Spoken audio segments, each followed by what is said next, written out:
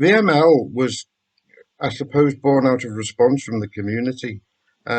Because coming from a working class background myself with disabled parents, I was always acutely aware that stage schools and access to performing arts weren't the luxury that everybody could afford.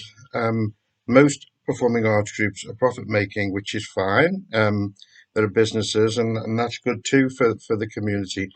But there has to be someone that catches the children that fall through the net in terms of ability, disability, not being able to afford to pay, with families of low income means. So it was about really first and foremost looking after the children in the community, and then we kind of just naturally grew into adults, adults with limited experience in theatre who wanted to have a go. And all the profits that we make from performances and shows now goes to pay for well-being sessions for isolated and depressed adults, to bring people into community, to just sort of give them access to community, and one begets another. We create audiences that way. So it's kind of a win-win for both the participants and the charity itself. What? No! Judgment! A hit, a very palpable hit. Well, again! Stay! Give me drink. Hamlet, here's to thy health. This pearl is thine. Give him the cup.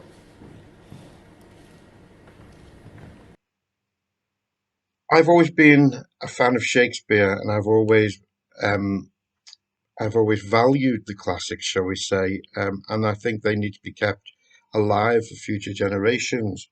Shakespeare can create awe and wonder when it's done properly, but it's not something that's overly tackled by amateur drama groups or community theatre groups, because of its heavy nature, its archaic language, and the view, in some ways, that the bard is elitist, that is only really there for educated people who pretend they know what he's talking about. And yes, of course, the language is difficult. It's difficult to grasp things like iambic pentameter and rhyming couplets and all this and all the techniques that Shakespeare uses. Um, but nonetheless, I didn't see that as daunting. And of course, Hamlet is the most famous Shakespeare play. It's the longest one, and certainly the one that people know best because of the soliloquies and so therefore I'd promised a young actor that I would produce and direct Hamlet, to give him a chance to play his dream role. And then I had to sort of cast around him by persuading some of our established members that it was a good thing to do, but also pulling in people, new people who'd never even acted before, much less done Shakespeare. So it was a sort of daunting prospect for a lot of people, but I had an absolute ball directing it, and putting my spin on it because we couldn't afford costumes. So we did it in modern day, and the guards in the opening scenes then became sort of policemen, etc. It was our take on Hamlet, but it made a difference to what we do. It added another string to our bow in essence. Just get the sonnet in front of me. I'm gonna have you all recite a line of this sonnet each, okay? And then just one line, and then I want you to then, the group as a whole, to tell me, or individually if you want, to tell me what that line means, okay? And then you'll see why this sonnet is important to Macbeth. VML didn't want to stop with lockdown. Um, Many groups did, who just did things face to face, which is what we did before the pandemic. But I think we pride ourselves that we have other skills. So therefore, when lockdown happened, we decided to do script read-throughs online. Singing was more problematic because of conferencing software like Zoom, etc. It doesn't lend itself well to singing in unison. So that had to take a step back for a time being. But in terms of what VML do, We still do the drama. We still did the drama. We did the readings online. We started to create some quality online drama by growing our own YouTube channel. We didn't want to sit back and let people stagnate and wait for the pandemic to end, because people who do this sort of thing do it for the love of it. And I think it's unfair to just stop and then say, well, we'll be back when all this is over. So we didn't do that. And I've striven hard to make sure that when we do come back, we'll be even more vibrant with more skills under our belt, because we've done a lot of virtual filming, a lot of filming in general, and we're coming back to do more filming as well as live theatre. So I think the pandemic, in some ways, particularly with the drama group, has been a bit of a bonus for us in that sense, because we've been able to engage people online, and the youth drama group has kept going online too. So we haven't let anyone down. We haven't let any people who need us go by the wayside. But also we've created more audiences, and we've got some of the older people who come to our wellbeing sessions, who watch everything that we do online, knowing the people, and it's still kept the community spirit going throughout the whole of the 15 months to this point. Shame and thriftless praise. How much more praise deserved thy beauty's use? If thou couldst answer this fair child of mine, shall sum my count and make my old excuse. Proving his beauty by succession thine. This were to be new made when thou art old, and see thy blood warm when thou feelst it cold. Okay. Now, first off, let me go back to this. Do you all know what this sonnet is about? Do you know what it's saying? Does everybody understand it? I think so. If that, we'll explain it to us then, Sue, please. Can you show it me back up? Because I can't do it if I can't see it, because I can't remember. I think it's just saying that when they're 40 and your beauty's gone because you've got creases in your brow, like your frowns type of thing. This is all I can remember. Yeah, you know, you've got sunken eyes. You don't look as beautiful as you did when you were young. The only thing that you've got to keep you in remembrance is if you've had a child type of thing. Because, you know, when that your blood's warm when yours is cold, that's the child still keeping your line alive, and yet you've died or whatever, is my interpretation. That's basically a spot-on interpretation, okay? And I don't know how many of you, I mean, we can go to line if you wish, to see what the lines mean, just to see where you derive that from, okay? Macbeth lends itself well to amateur drama groups, because it's one of the most easily understood of the Shakespeare plays, and it's short, and the scenes are quite short as well. So we decided to try and rehearse it online. The idea originally was that we would actually film it on conference software like Zoom, like Meet Teams, and see if we can create an online performance. But with Shakespeare, it's difficult, because teaching Shakespeare to people who don't understand the language is problematic. So it's best done face to face. And that's something that we've began. So we will move back into with the drama group. Say to the king I would attend his leisure for a few words. Madam, I will. Naught's had, all spent where our hot desire is got without content. 'Tis safer to be that which we destroy than by destruction dwell in doubtful joy. How now, my lord? Why do you keep alone? Of sorriest fancies your companions making, using those thoughts which should indeed have died, with them they think on. Things without all remedy should be without regard. What's done is done. Have I not reason, bedlams as you are, saucy and overbold? How did you dare to trade and traffic with Macbeth in riddles and affairs of death? And I, the mistress of your charms, the close contriver of all harms, was never called to bear my part, or show the glory of our art. And which is worse, all you have done hath been but for a wayward son, spiteful and wrathful, who, as others do, loves for his own ends, not for you. But make amends now. Get you gone, and at the pit of Akron. Meet me in the morning. Thither he will come to know his destiny. Your vessels and your spells provide. your charms and everything beside. For I am the heir. This night I'll spend into a dismal and fateful end. Great business must be wrought ere noon. Upon the corner of the moon there hangs a vaporous drop profound. I'll catch it ere it come to ground, and that, dispelled by magic sleights, shall raise such artificial sprites as by the strength of their illusion shall draw him onto his confusion. He shall spurn fate, scorn death, and bear his hopes above wisdom, grace, and fear. And you all know security is mortal's chief enemy. Thank you. Right. Two truths are told, as happy prologues to the swelling act of this imperial theme. This supernatural soliciting cannot be ill, cannot be good. If ill, why hath it given me my earnest of success, commencing in a truth? I am Thane of Cawdor. If good, why do I yield to that suggestion whose horrid image doth unfix my hair and make my seated heart knock at my ribs against the use of nature? Present fears are less than horrible imaging. My thought, whose murder yet is but fantastical, shakes so my single state of man that function is smothered in surmise and nothing but what is not. Does anybody know what that means? This is where I want to go through. I want to see if you're understanding the dialogue as well as the characters.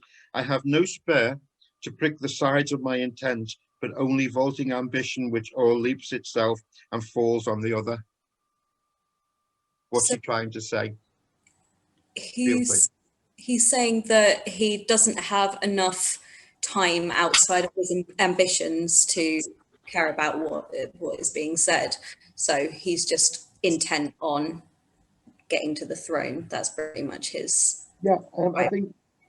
Yeah, he's saying that he's extremely ambitious for this, but what he's also saying is that he doubts himself. I think that he knows he doubts his worthiness of it. Really, he's confessing, that he doubts himself. I think that's what it's all about. I think I have no spare to pick the sides of intent, but only vaulting ambition. There's nothing. I think he doesn't think there's any substance to his ambition.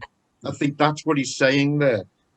So when you start listening, and Mike, don't worry, because and anyone, I will be putting these online, these notes tomorrow, okay, as files, so you can look at them and bear them in mind when you get to these scenes that these lines are in, and these are some of the more difficult lines. In terms of favourite speeches in Macbeth, I mean, you have the famous ones, is this a dagger, and out, damn spot, and from the main characters. But my favourite speeches have always been the witches, because it's so cryptic. It's very Shakespearean and very cryptic, and everything's in multiples of 9, and also because they're not really witches, are they? They're sort of creatures. They're not actually called witches. And I find it just fascinating, really, the way they were written at the time that they were written. This is good news for his ambition, and yet it frightens him, and he sees it immediately. That's where right, go on, off you go, witches. All hail, Macbeth. Hail to thee, Thane of Glamis. All hail, Macbeth. Hail to thee, Thane of Cawdor. All hail, Macbeth. Thou shalt be king hereafter. Good sir, why do you start and seem to fear things that sound so fair?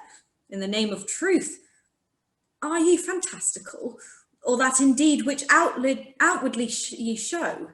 My noble partner, you greet with present grace and great prediction of noble having and royal hope, that he seems rapt withal. To me, you speak not. If you can look into the seeds of time and say which grain will grow and which will not, speak then to me, who neither beg nor fear your favours nor your hate. But going back to that, Banquo is being extremely. Banquo's brave. He's not a coward. So he's turned on them and said, like, you're going to speak to me now, all right? Never mind him. He's scared of you. I'm not. It's that sort of thing. So there's a little bit of. I think there's a bit of bitterness there too, because they predicted greatness for Macbeth and have said nothing to Banquo, who's standing by his side. And he's still a nobleman. Right, go on, witches, hail away. Hail. Hail. Hail. Lesser than Macbeth and greater. Not so happy, yet much happier. Thou shalt get kings, though thou be none. So all hail Macbeth and Banquo.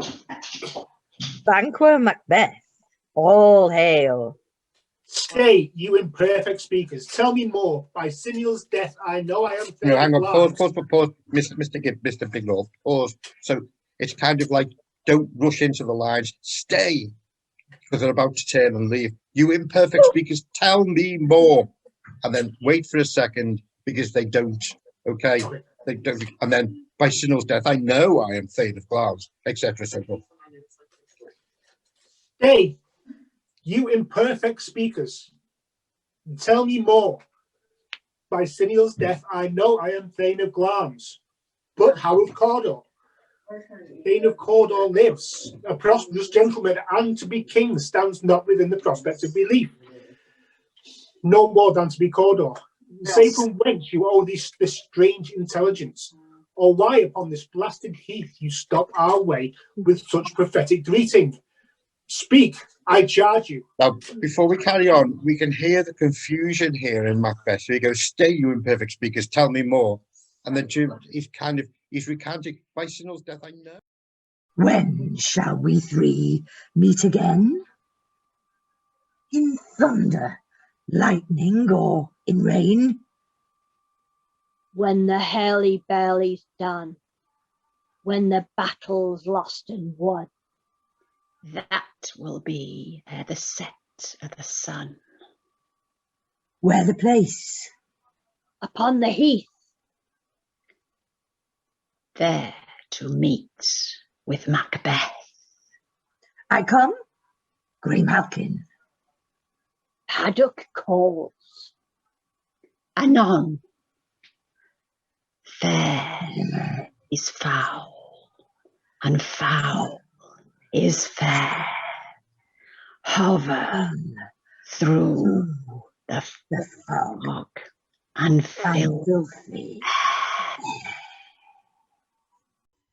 Marry, sir, nose pain, sleep and urine. Lechery, sir, it provokes and unprovokes. It provokes the desire, but it takes away the performance. Therefore, much drink may be said to be an equivocator with lechery. It makes him and it mars him. It sends him on and it takes him off. It persuades him and disheartens him. Makes him stand to and not stand to.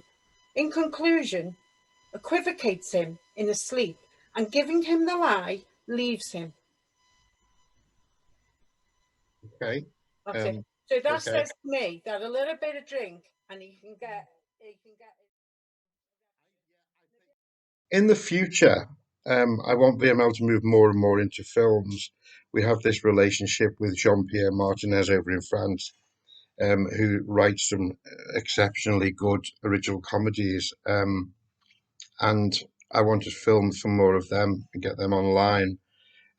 With his permission, he lets us use them if there's no profit in it, in which case we would have to pay him a license fee. I want to move into film a lot more actually, but I also want to carry on with the classic dramas, but also take some of our original stuff to drama festivals, like the Brookfield Players, which came together really well. We've created some memorable characters there, which we're writing monologues for, etc. And that'd be something that would lend itself well to studio theatre, to black box theatre. So I think that's the way we're going to go in the future. Great scene for a character actor, that, isn't it? Because you can bring to it whatever it is you really want to bring to that. You can make him as lecherous as you want, or as trampy as you want, or as it's a great scene, that. Well, I think that's the biggest part. Yeah, great scene. The benefits of rehearsing online have been mainly that we've been able to stay together as a group. That's one of the good things. Also, that I've been able to challenge people into learning new things. We've created during lockdown a writers' circle who've started to write some, I think, some really standout comedy and drama of their own. We've produced a number of series of short episode pieces, so they're 6 to 8 minutes an episode, over a 10, sometimes a 25-week period, like Love and Lies in Lockdown and Scars. And I think it's given us all a chance to grow in what we do, technically and personally, and what we want to do when we come back out of this lockdown. Because a lot of, as I say, amateur groups and community groups just close their doors. Certainly theatres closed overnight and then haven't reopened yet. So the arts is not something you get involved in unless you have a passion. Nobody does it because they've got nothing better to do. People do it because it's something that they really want to do. So I think the benefit of rehearsing online for us has been to keep those people engaged.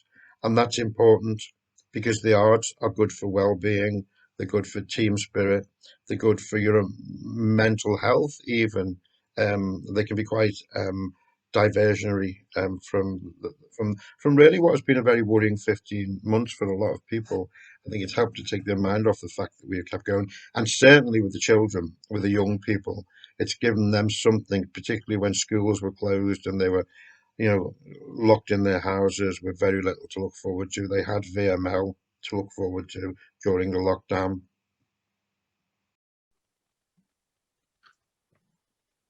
The weird sisters hand in hand, posters of the sea and land, thus do go about, thrice to thine and thrice to mine, and thrice again to make up 9. Peace, though charms wound us up.